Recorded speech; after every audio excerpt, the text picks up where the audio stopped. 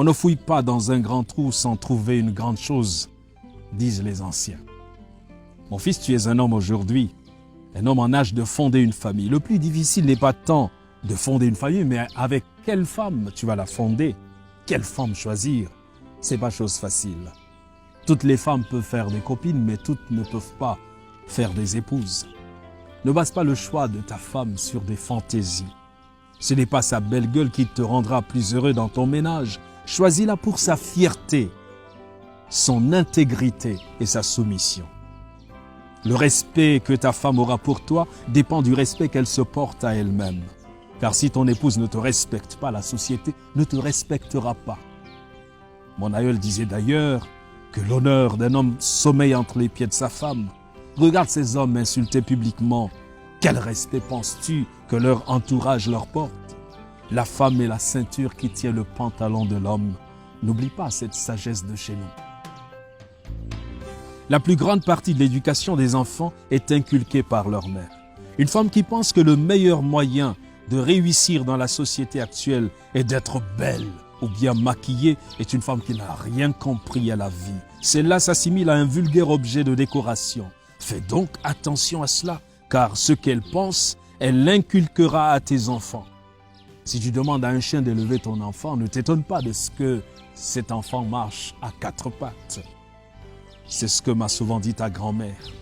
Ton épouse doit apprendre à tes enfants la crainte de Dieu, le sens de l'effort et le travail.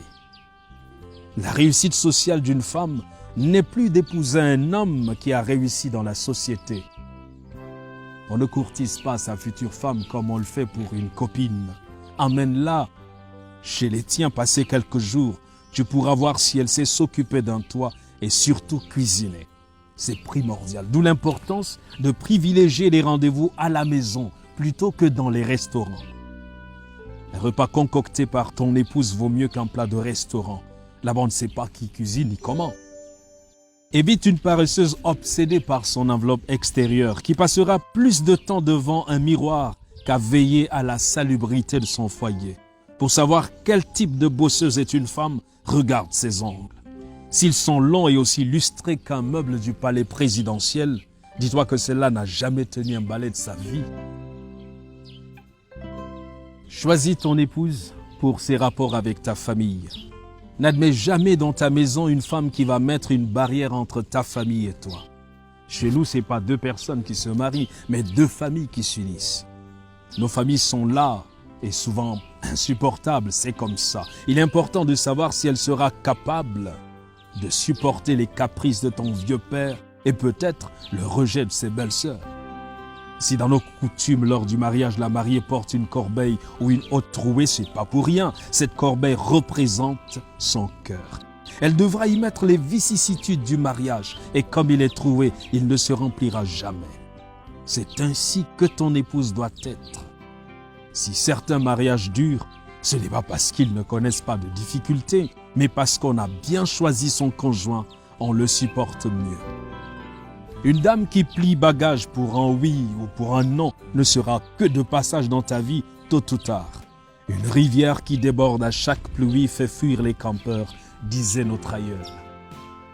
Observe les gens et les lieux qu'elle fréquente. Si elle passe sa vie dans les boîtes de nuit, les débits de boissons entourés de fêtardes et de cuisses légères, tu peux à peu près te faire une idée de celle que tu comptes mettre dans ta maison. Un poisson qui provient d'une eau empoisonnée n'est pas bon à manger, m'a souvent dit mon grand-père. Elle devra faire de tes problèmes les siens, et pas une qui prendra ses jambes à son cou dès que le navire prendra un peu d'eau. Le mariage a des hauts et des bas. Si elle n'est pas capable de traverser toutes les situations avec toi, c'est une opportuniste dont il faudra te débarrasser. À ce propos, ne dit-on pas chez nous que lorsque tu adoptes un chien, tu adoptes ses puces? Si elle ne voit que les bons côtés, fuis. Pour être fixé, fais-lui part de certaines de tes difficultés, juste pour voir sa réaction. Enfin, choisis-la pour ses ambitions. Ton épouse doit être capable de te pousser vers le haut. Elle doit non seulement être une incubatrice d'idées, mais un soutien dans tes projets. Savoir te dire quand un projet est bon ou pas. Évite de prendre quelqu'un qui va constituer un fardeau, quelqu'un qui, lorsque tu feras le bilan de ta vie, ne t'aura pas aidé à progresser. Car vois-tu, on ne construit pas sa vie pour sa femme, on la construit avec elle. Bref, pour le reste, elle apprendra car le mariage c'est aussi une école. Ne t'attends donc pas forcément à trouver une femme qui réponde à tous ces critères, mais qui sera apte à s'améliorer. Tiens compte de mes recommandations, mon enfant. Elles ne te garantissent pas une femme parfaite, mais une que tu pourras facilement supporter. Ton père. Ces conseils d'un père sont importants après avoir pris en compte le critère de maturité spirituelle et de crainte de Dieu. La parole de Dieu nous dit dans Proverbes au chapitre 18, le verset 22, « Celui qui trouve une femme trouve le bonheur. C'est une grâce qu'il obtient de l'Éternel. » Et Proverbe 31, verset 30 dit, « La grâce est trompeuse et la beauté est vaine. La femme qui craint l'Éternel est celle qui sera louée. » Que Dieu te bénisse.